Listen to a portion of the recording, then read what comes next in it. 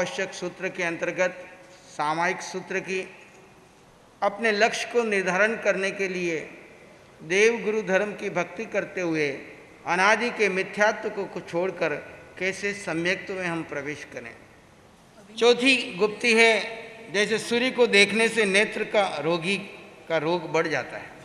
आंखें जिसकी खराब हो और वो सूर्य का त्राटक करेगा तो उसका रोग और क्या हो जाएगा, बढ़ जाएगा। उसी प्रकार पुरुष द्वारा स्त्री और स्त्री द्वारा पुरुष के अंगोपांगों को देखने से उसकी मानसिक विकृतियां बढ़ जाती है। तो इन चीज़ों का हमने ध्यान रखना है। आगे बढ़ते हैं। जैसे एक ग्राम में किसी किसान के घर में एक युवक ने छाछ पी ली और किसान को बाद में ज्ञात हुआ कि छाछ की मटकी में सर्प मरा हुआ था। वो युवक छाछ पी के चला गया, उसको कुछ पता नहीं, पुण्य योग से वो बच गया। 6 महीने के बाद पुनः उसी रास्ते से गुजरा और वहाँ पुनः रुकना हुआ, और जब उसने उसको जीवित देखा तो उसको आश्चर्य हुआ, ये कैसा? बोला तुमने उस दिन जो छाछ पी थी उस छाछ में मरा हुआ सर्प था। और कहते हैं कि थोड़ी देर में वो उसको विष चढ़ गया और वो मृत्यु। ये है पूर्व भोगों को भोगने का, स्मरण करने का फल। अगर पूर्व में कोई ऐसे भोग भोगे भी हैं संसार अवस्था में तो ब्रह्मचारी पुनः उनको स्मरण न करे। स्मरण करने से पुनः ऐसे भाव विकृत हो जाते हैं। जैसे बादल की गर्जना सुनकर मोर नाच उठता है, उसी प्रकार कामोत्तक गीत आदि सुनने से ब्रह्मचारी का मन मयूर वासना में के आवेश में कहीं नाच न उठे। अतः ब्रह्मचारी को कामोत्तेजक गीतों को आदि से दूर रहना चाहिए। जैसे जीर्ण वस्त्र के में यदि कुछ बांध दिया जाए तो वह फट जाता है, उसी प्रकार तब के कृष्ण शरीर में यदि पौष्टिक आहार, गरिष्ठ आहार देंगे तो वह विकृत हो जाएगा। अतः ब्रह्मचारी ब्रह्मचारिणियाँ पौष्टिक आहार से बचे। जैसे मिट्टी के छोटे पात्र में, आपको इस बात का भी ध्यान रखना है, साधु साध्वियों को आहार कैसा बनाना है। गरिष्ठ मिठाइयाँ इनका आग्रह नहीं करना है। अक्सर क्या होता है, सामान्य भोजन का कोई आग्रह नहीं करता, इन मिठाइयाँ और इन चीज़ों का अति आग्रह कर लेते हैं और साधु ले आता है और खाए तो विकृति होती है और परठे तो मन में दुख होता है कि इतने महंगे भाव की चीज़ कैसे परठूं। खा जाए तो शरीर खराब हो जाता है और वो आपके लिए एक दिन का अतिथि है, लेकिन हर जगह पे वो हर रोज़ अतिथि है। अतः आपने आहार में कभी भी ऐसा गरिष्ठ आहार के लिए आग्रह नहीं करना। विनंती करी, उसकी आवश्यकता है तो ठीक है, अन्यथा जैसे मिट्टी के छोटे पात्र में अधिक वस्तु डाल देने पर उसके टूट जाने का डर है, उसी प्रकार आवश्यकता से अधिक भोजन तो किया, लेकिन गरिष्ठ भोजन और सादा भोजन भी ठूस ठूस के अगर करेंगे तो क्या होगा, शेर की हांडी में 1.25 शेर भर दोगे तो क्या होगा, वो हांडी। इसीलिए भगवान ने साधु को अगर आवश्यकता से ज़्यादा आहार आ गया तो उसको परटने की आज्ञा दी है, लेकिन उसको खाने की आज्ञा, क्योंकि अगर प्रमाण से ज़्यादा खाएगा तो अपने मूल व्रतों में उसको ब्रह्मचर्य व्रत में दोष आ सकता है। जैसे मलिन चितड़ों में बंधे हुए रत्न की ओर लोग नहीं देखते, यानी मलिन चितड़ों में कोई रत्न बांध के रखा तो कोई उसकी तरफ नज़र, ऐसे ही अगर ब्रह्मचारी श्रृंगार करके बन ठन करके आके बैठेगा तो हर एक की उसकी नज़र उस पर पड़ेगी। इसीलिए ब्रह्मचारी को किसी प्रकार का श्रृंगार करने के लिए मना किया। इन 9 प्रकार की गुप्तियों से जो बचता है वो जैन साधु साधना के क्षेत्र में आगे बढ़ पाता है। आगे कहा 4 प्रकार के कषाय से क्रोध मान माया लोभ पूर्ण क्षय नहीं हुआ है, लेकिन उसको गोपन करने की साधना कर रहा है और दिन बे दिन उसको क्षय करता जा रहा है। और 5 महाव्रत अहिंसा, सत्य, अस्तेय, ब्रह्मचर्य, अपरिग्रह आदि 5 महाव्रत में से युक्त हैं। 5 आचार का पालन करने में समर्थ है। 5 समिति, 3 गुप्ती, ये हमारी मूल आराधना है। ऐसे 36 गुणों से युक्त हैं, वो मेरे गुरु हैं। उन गुरुओं के दिशा निर्देशन में मैं सत्य रूपी तत्व का बोध करता हूँ। कौन से तत्व? 2 ही तत्व है, जीव और अजीव। इसका जिसने बोध पा लिया उसको समकित की प्राप्ति हो सकती है। 2 तत्व का बोध पा करके 9 तत्व की साधना करके वो निर्वाण मार्ग में आगे बढ़ सकता है। 2 तत्व को खाली रटना नहीं है, 2 तत्व को अनुभव से जानना है। आत्म ध्यान साधना शिविर में आपको यही अनुभव कराते हैं। जीव अलग है और अजीव अलग है। जीव के स्वरूप का बोध प्राप्त करो और अजीव की आसक्ति को छोड़ो। अजीव कौन सा है तुम्हारे साथ में 24 घंटे लगा हुआ? इस शरीर के प्रति आसक्ति, शरीर से जुड़े हुए संसार के प्रति आसक्ति को तोड़ना। वस्तु तो वही रहेगी, संपर्क में आएगी, लेकिन ये मेरी है और मैं इसके बिना रह नहीं सकता। इसके प्रति जो मोह भाव है, वो मोह भाव जिसका टूट जाएगा, ममत्व भाव जिसका टूट जाएगा, उसको संकित की प्राप्ति हो जाएगी। और संकित की जिसको प्राप्ति हो गई, उसका मोक्ष मार्ग खुल गया। जिसको संकित की प्राप्ति नहीं हुई, उसके मोक्ष मार्ग की यात्रा ही शुरू नहीं हुई।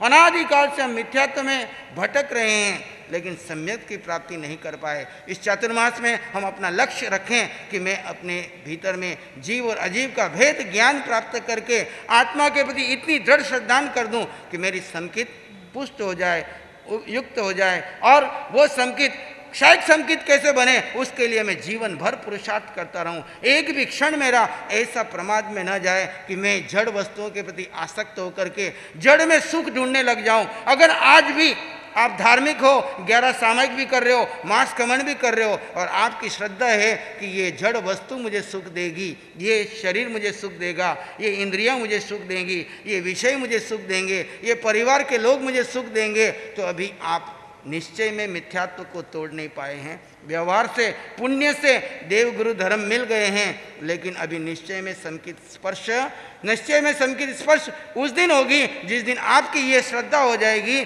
कि सुख किस में है, सुख आत्मा में है, सुख शरीर में नहीं है, सुख इंद्रियों में नहीं है, सुख विषयों में नहीं है। सिर्फ बोलने के लिए नहीं, प्रवचन के लिए नहीं।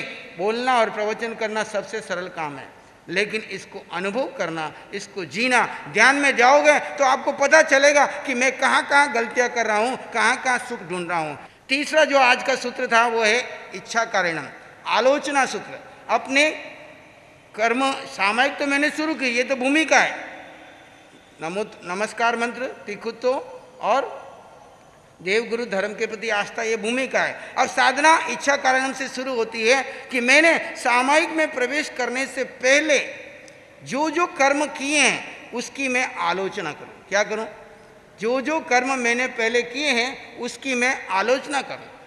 इसके लिए इस सूत्र का नाम है आलोचना सूत्र। इच्छा कारणम संदिश भगवम, प्रभु से मैं आज्ञा मांग रहा हूं। किसकी?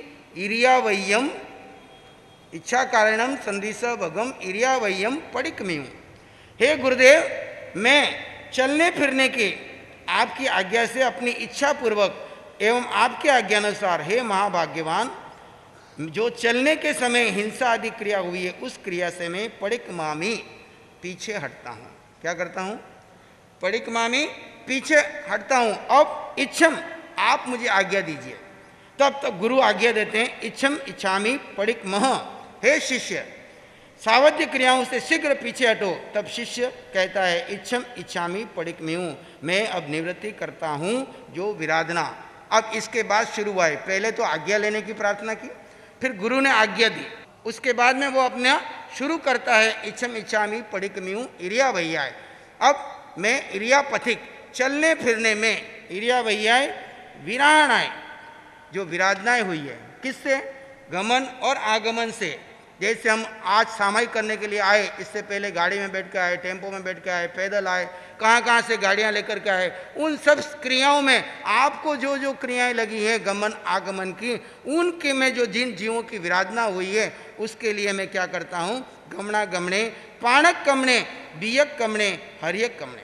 किसी भी प्राणी पर आक्रमण हो गया हो, किसी भी प्राणी पर आक्रमण हो गया हो, बियक कमने, किसी बीजों के ऊपर मैंने आक्रमण किया हो, हरियक कपने, सचित वनस्पति के ऊपर मैंने कोई भी कष्ट पहुंचाया हो, ओसा उतिंग पणक, ओस के ऊपर, पानी के ऊपर जो ओस आ जाती है उसके ऊपर कहीं मेरा पांव पड़ गया हो, उनको मैंने कष्ट पहुंचा हो, उतिंग कीड़ियों के भवनों के ऊपर, और पणक 5 प्रकार की वनस्पति जिसके ऊपर हमारा पांव पड़ गया हो, दग यानी पानी, पानी के ऊपर स्पर्श हुआ हो, मट्टी, सचित मिट्टी, पृथ्वी काय के जीवों के प्रति, और मकड़ा, मकड़ी, मकड़ी के झाले आदि मेरे द्वारा टूट गए हो, संताना के जाले के ऊपर मैंने उनको संतापित किया हो, संक्रमणे, उनके ऊपर मेरे से आक्रमण हो गया हो, जे यानी जो, मैं यानी मेरे से, जीवा, जीवों की उक्त विधि से नाश हुआ हो।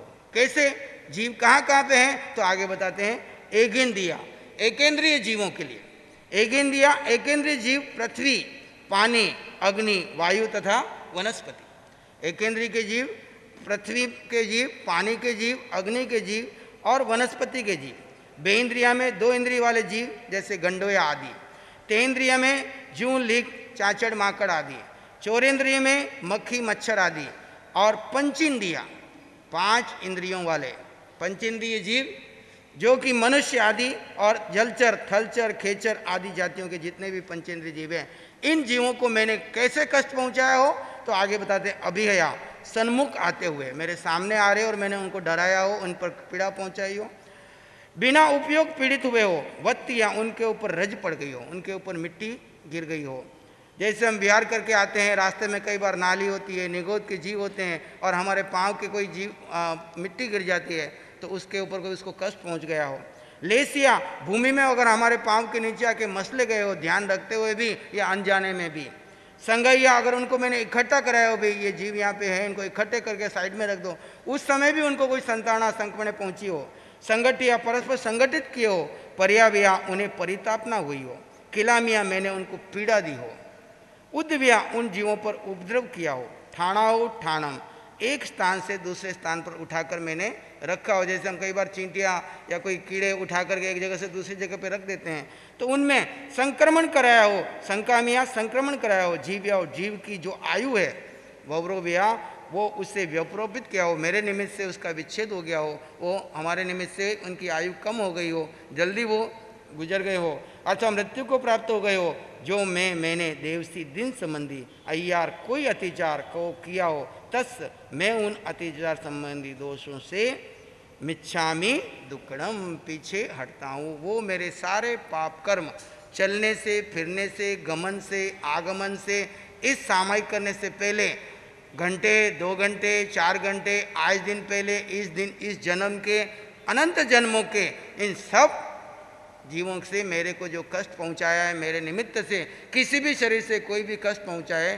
तो हे प्रभु, मैं आपकी साक्षी से उसकी आलोचना करता हूं, प्रतिक्रमण करता हूं, प्रायश्चित करता हूं और पुनः अपने स्वभाव में स्थित करके मैं आगे प्रतिक्रमण के लिए तत्सूत्री का पाठ पढ़ता हूं। जीव का घात पहुंचा है, उसको कष्ट पहुंचा है, तो उसकी आलोचना, प्रतिक्रमण करके हम आगे उसकी और विशेष शुद्धि के लिए कायोत्सर्ग में प्रवेश करते हैं, ध्यान में प्रवेश करते हैं। जैन धर्म में ध्यान की जो विधि है वो सामायिक के अंदर छिपी हुई है, लेकिन ज्ञान नहीं होने से हम फटाफट पाठ पढ़ के 48 मिनट कुछ पढ़ने लग जाते हैं। अन्यथा इच्छा कारणम करके तत्सूत्री पढ़ करके, तत्सूत्री में ध्यान की विधि है और उसके बाद पूरे 48 मिनट कायोत्सर्ग में रहना है, फिर नमोकार मंत्र बोलो तब बाहर आना होता है। लेकिन विधि नहीं, लुप्त हो गई काल के प्रभाव से, तो हम तत्सूत्री के में एक लोगस का पाठ पढ़ के फिर विधि पूर्ण करके फिर कोई न कोई स्वाध्याय, प्रवचन, अन्य में लग जाते हैं। वो भी ठीक है, लेकिन मूल जो अरिहंतों की जो विधि थी, अरिहंत सामायिक करते थे, उस काल के साधु कैसे सामायिक करते थे, वो विधि इस आवश्यक सूत्र में दी हुई है।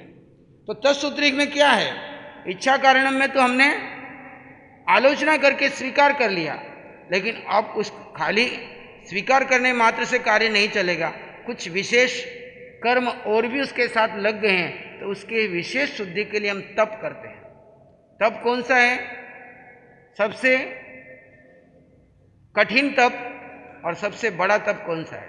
ध्यान और कायोत्सर्ग, ये सबसे उत्कृष्ट तप है। ध्यान में आत्मा का ध्यान और कायोत्सर्ग में काया का ममत्व। जिस दिन आपकी सारी आसक्ति टूट जाएगी, उस दिन आपकी मुक्ति दूर नहीं है। आज संसार में फंसे पड़े हो तो किसके लिए कारण पड़े हो? आसक्ति के कारण, मोह के कारण। और मोह सबसे ज्यादा किसके ऊपर है? मोह सबसे ज्यादा आपको अपने शरीर से जुड़ी वस्तुओं से है। तो पहला सबसे नजदीक शरीर है। इस शरीर की आसक्ति तोड़ने के लिए भगवान ने कायोत्सर्ग की विधि बताई है। तस् उत्तरी करनेनम, तस् उत्तरी करनेनम का अर्थ है, तस् यानी पुनः आत्मा की शुद्धि के लिए, आत्मा की शुद्धि के लिए उत्तरी करनेनम, प्रधान कृत्य करने के लिए। प्रधान यानी मुख्य कार्य। दुनिया में सबसे मुख्य कार्य कौन सा है? जो मेरी आत्मा के ऊपर कर्म रज लग गई है उसकी शुद्धि करना। बाकी सारा संसार गौण हो जाएगा तो चलेगा, लेकिन ये प्रधान कार्य को मैं नहीं छोड़ूंगा, क्योंकि इसके कारण वहाँ तो नाराज हो जाएंगे, सुबह के नाराज शाम को चल जाएंगे, लेकिन यहाँ रज लगती गई तो कितने भाव खराब हो जाएंगे। एक के बाद एक भाव धारा अगर उल्टी पड़ गई और संसार की धारा विपरीत चल पड़ी तो पुनः संसार खड़ा हो जाएगा। तो तत्सूत्रीकरणम, इच्छा कारण में हमने गलतियां स्वीकार करी और अब उसकी विशेष शुद्धि, कहीं पर भी कर्म रज लगाई गई है तो उसकी शुद्धिकरण के लिए, प्रधान कार्य करने के लिए, प्रायश्चित करने के लिए, प्रायश्चित करने न, पापों का प्रायश्चित करने के लिए। कायस्थ कर लिया, इससे क्या पाप शुद्ध हो गए? तो वो कहते हैं जैसे हाथ से, इसी हाथ से हम भोजन करते हैं, इसी हाथ से अन्य कार्य करते हैं, गंदगी में भी हाथ डालते हैं। सामान्य रूप से हाथ धो लेना आलोचना है, उसको तस्मिच्छामि दुग्धम, उसको विशेष रूप से धो लिया, फिर भी मन में शंका है तो हम साबुन लगा करके धो लेते हैं और फिर इसी हाथ को क्या करते हैं, अन्य कार्यों में उपयोग करते हैं। ऐसे ही हमारी इस आत्मा जब प्रमाद में चली जाती है और बेहोशी में चली जाती है, वो क्षण हमारे प्रमाद में चले गए, उसकी शुद्धिकरण के लिए हम पहले आलोचना, फिर प्रतिक्रमण और विशेष शुद्धि के लिए प्रायश्चित के अंतर्गत तप करते हैं, कायोत्सर्ग का तप। विशोहीकरणम, विशेष शुद्धि के लिए, विशल्यीकरण शल्य रहित होने के लिए। 3 शल्य, शल्य यानी कांटा, पाँव में अगर कांटा चुभ जाए तो जब तक वो निकले नहीं आपको चैन नहीं होती है। ऐसे हमारे यहाँ 3 शल्य है, माया शल्य, निदान शल्य, मिथ्या दर्शन शल्य। ऐसे शल्य रहित करने के लिए, पाप कर्मों से निकृष्ट होने के लिए मैं कायोत्सर्ग में प्रवेश करता हूँ। कायोत्सर्ग में एक स्थान पर स्थित होने पर अगर ऊंचा श्वास आ जाए, नीचा श्वास आए, खांसी आए, छींक आए, उबासी आए, डकार आए, अधोवायु निकले, चक्कर आ जाए, पित्त के उछलने पर सूक्ष्म रूप से अंगों का संचालन हो जाए, सूक्ष्म रूप से अंदर से खेल कफ चले और सूक्ष्म रूप से दृष्टि का चलन हो, ऐसे और भी कोई आगार जो हमारे, जिसके ऊपर हमारा कंट्रोल नहीं है, स्वाभाविक रूप से हो जाए, उसको छोड़ करके मैं अपने शरीर के किसी अंगोपांग का संचालन नहीं करूँगा। कब तक? जब तक मैं नमोकार मंत्र नहीं पढ़ूंगा तब तक कायोत्सर्ग रूपी तप में रहूँगा, काया का कोई संचालन नहीं करूँगा। फिर अंदर क्या करूँगा? तो मैं आत्म भाव में रमण करूँगा। आगे इसमें क्या करना चाहिए, कैसे करना चाहिए, इसको और आगे लास्ट में विधि दी है। नमो कारणम न पारेमी ताव कायम, ठाणेनम एक आसन में स्थित होकर के, मौनेनम मौन होकर के, जानेनम एकाग्र रूप से आत्मा के ध्यान में रमण करने से और बाकी सब पाप कर्मों को अलग करके मैं अपने स्वभाव में रमण करता हूँ।